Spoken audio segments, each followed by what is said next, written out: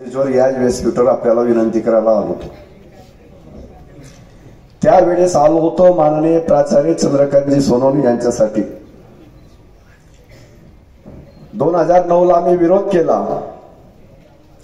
माननीय डीपी साळुंखे यांना उमेदवारी दिली, कुठेतरी आम्हाला अपयश आलं, पण अपयशाने आम्ही हटलो नाही, पुन्हा जिद्दीने उभे राहिलो। माननीय सूर्यदादा जैन, माननीय गुलाब भाऊ, माननीय उद्धव साहेबांचे यांचे आदेश पाळावा लागला आणि काही करा, आता चंद्रकांतजी सोनवणे यांना आपण निवडून आणा। सौताई आणि आम्ही सारे कार्यकर्ते मतदारांचा आशीर्वाद घेऊन तालुक्याभर आम्हाला विरोध झाला। तालुक्यातला प्रत्येक समाज, तो गुजर समाज असेल, पाटील असेल, साडी असेल, माळी असेल, एवढंच नाही तर स्वतःचा समाज, कोळी समाज हा सुद्धा मला भेटायला आला की बापू आमचं आम्हाला माहिती आहे, हे जर आमदार झालेत तर तुमच्या पायावर तुम्ही स्वतः कुऱ्हाड मारून गेला, तुम्हाला पश्चाताप होईल। हा प्रत्येक तालुक्यातला गावातल्या लोकांच्या शब्दाच्या असे विविध प्रश्न आहेत। 10 वर्षानंतर त्यांनी सांगितलं कोणता एखादा शेतकऱ्यांसाठी मोठा प्रोजेक्ट आणला, तरुणांच्या हाताला काम मिळालं एखादा प्रोजेक्ट त्या ठिकाणी आणला, काही आणलं नाही। फक्त दिले असतील तालुक्याला ते पेवर ब्लॉक त्या ठिकाणी दिले। पेवर ब्लॉक बाजारपेठेमध्ये बसवलं। मलाही आनंद झाला की आपली बाजारपेठ या ठिकाणी चांगली चमकायला लागली, पण 4 महिन्याच्या आत त्या पेवर ब्लॉकची एवढी वाईट अवस्था झाली की बाजारपेठेमध्ये धूळ शिवाय दुसरं दुकानदारांना त्या ठिकाणी काही मिळत। मी आपल्याला एकच विनंती करेल की आमदाराकडे या पैशामुळे आणि या भ्रष्टाचाराच्या पैशामुळे एवढी गुरमी आणि घमंड आलेली आहे की मी चंद्राच्या जागेवर नाही पडलो आता, तर मी आयुष्यभर चंद्राची जागा झाली तरी या ठिकाणून मरेपर्यंत राहील। मग आपल्याला मरेपर्यंत ठेवायचं आहे का? आता वेळ आणि संधी आहे त्यांना काढायची, म्हणून आपण आता काढणार की नाही? म्हणून आपण आपला स्वतःचा स्वाभिमान जिवंत ठेवा आणि त्या माध्यमातून आपल्या घरातील सर्व परिवाराला आपण सांगा की आपल्याला मशाल या चिन्हावर मतदान करायचंय आणि आपले पती असतील, भाऊ असतील, सासरे असतील, यांना जर मान सन्मान टिकवायचा असेल तर आपल्याला मशाललाच मतदान करायचं आहे। 2 नंबर आहे, अनुक्रमांक विजयाचे खूण आहे आणि त्या माध्यमातून आपण त्या मशालीला पेटवायचे आहे आणि या भ्रष्टाचाराचा राक्षस आणि दहशत मुक्त तालुका करायसाठी मी आपल्या बरोबर आहे। जय हिंद, जय महाराष्ट्र। मी काही भविष्यकार नाही, पण पहिले 25 जण निवडून येतील महाराष्ट्र राज्यात, त्या लीड मध्ये आप्पाचं नाव राहील, हे तुम्ही लक्षात ठेवा।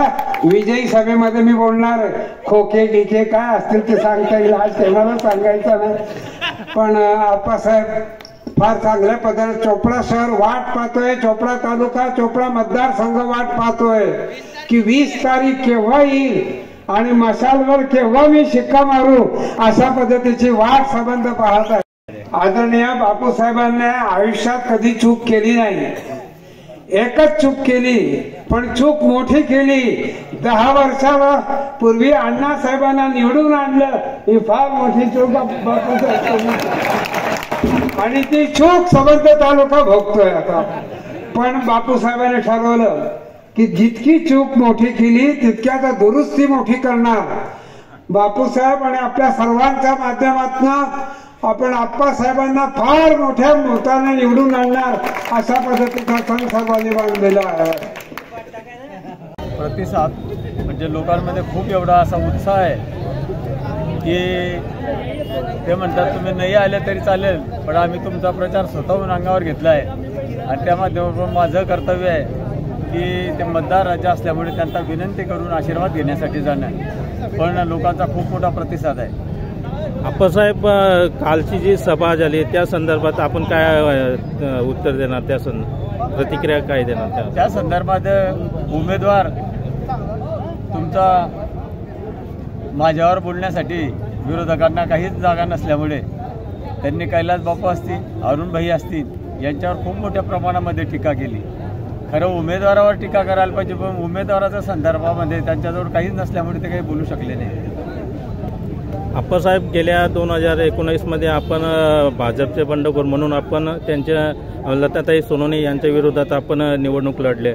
आता आपण अधिकृत उभाटाचे जे चिन्हावर आपण निवडणूक लढत आहेत आणि समोर माजी आमदार चंद्रकांत सोनवणे याकडे कसं पाहत आहेत?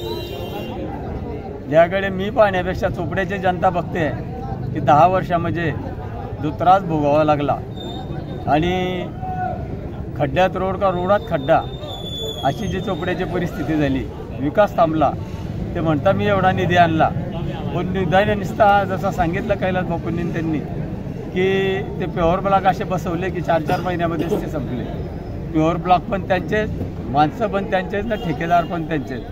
त्याच्यामुळे इथे जनता जेवढा दबाव आहे आणि दहशत आहे की त्याच्या खाली बोलायला सुद्धा तयार नाही. आणि त्या माध्यमातून आमदारांनी जी टीका केली ती नेत्यांवर केली, माझ्यावर केली नाही. खरं माझ्यावर बोलायला पाहिजे होतं, मी त्यांच्यासमोर उभा आहे. पण त्यांनी तसं न करता आपले नेत्यांना कशा बदनाम करायचे या माध्यमातून एक प्रयत्न केला. आप्पासाहेब 23 तारखेला किती मताधिक्याने आपण निवडून येणार अशी आपल्याला अपेक्षा आहे? असं तर मी सांगू शकत नाही, बरोबर, कारण शेवटी जनता देणार आहे, जनतेचा कौल आहे. पण मला आशा आहे की ह्या जनतेला जो त्रास झालेला आहे, जे मान सन्मान दुखवलं गेलेलं आहे, चोपडा तालुक्याची जी संस्कृती जोपासली गेली नाही, त्या माध्यमातून नक्कीच जनता मला विजय करेल अशी मला अपेक्षा आहे. ओके.